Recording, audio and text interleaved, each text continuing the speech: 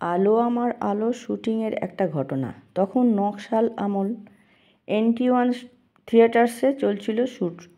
নিজের মেকআপ রুমে বসে তৈরি হচ্ছিলেন ম্যাডাম সুচিত্রা সেন। হাতে আলো আমার আলোর চিত্রনাট্য। ম্যাডাম কোনোদিনই সংলাপ মুখস্থ করতেন না, চিত্রনাট্যটা পড়তেন ভালো করে।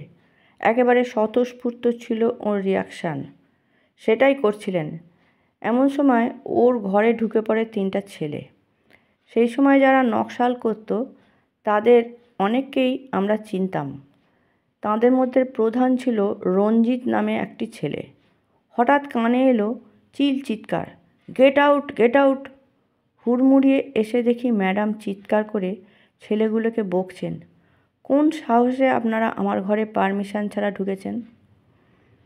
ছেলেগুলোও তেমনি, কিছুতেই যাবে না। অবশেষে বেশ করেছি, দেখে নেব বলে টলে চলে গেল। স্টুডিওর গেট বন্ধ করে দেওয়া হলো। স্টুডিও মালিককে বলে লালবাজারে পুলিশে খবর দিয়ে ম্যাডাম নিজের প্রোটেকশনের ব্যবস্থা নিজেই করলেন। সেদিনের শুটিং শেষ হলো। ততক্ষণে প্রায় 500 ছেলে জড়ো হয়েছে গেটের বাইরে। গেটের ভেতরে ম্যাডাম সুচিত্রা সেনের গাড়ি দাঁড়িয়ে।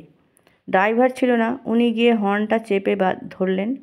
ঝাঁ ঝাঁ করে হর্ন বাজছে। ড্রাইভার দৌড়ে এলো। ম্যাডাম সামনের সিটে ড্রাইভারের পাশে বসে। তারপর সবাই বারণ করা সত্ত্বেও গেট খোলার নির্দেশ দিলেন তিনি। 500 ছেলে হামলে পড়ল গাড়ির ওপরে। উনি আস্তে আস্তে গাড়ির কাঁচ নামালেন, তারপর দরজা খুললেন। সবাই মিলে ঝাঁপিয়ে পড়ে বলল, আপনি আমাদের তাড়িয়ে দিয়েছেন, আপনাকে ক্ষমা চাইতে হবে। ম্যাডাম আরও কঠিন হয়ে বললেন, কে আপনারা? স্টুডিও আমার প্রফেশনাল জায়গা। আমার পারমিশন না নিয়ে ঢুকেছিলেন বলেই আমি আপনাদের বারণ করেছি। ক্ষমা তো আমি চাইব না, আপনারা বলুন কি চান? ওরা বলল, আমরা বিপ্লবী। ম্যাডাম বললেন, আপনাদের বিপ্লব কি সুচিত্রা সেনকে নিয়ে? যদি আপনাদের কোনো সাহায্যে লাগি আমি করতে পারি, কিন্তু ক্ষমা চাওয়ার কোনো প্রশ্নই নেই। আমি এখানে গাড়িতে বসে রইলাম, আপনাদের যা খুশি করতে পারেন। এরপরে ছেলেরা ধীরে ধীরে সেখান থেকে চলে যায়। শেষ পর্যন্ত ওদের নেতা বলে, দিদি আমাদের ক্ষমা করবেন। মনে হলো যেন 500টা ছেলে একেবারে কেঁচো হয়ে গেল। এমনই সাহস আর ব্যক্তিত্ব ছিল ম্যাডাম সুচিত্রা সেনের।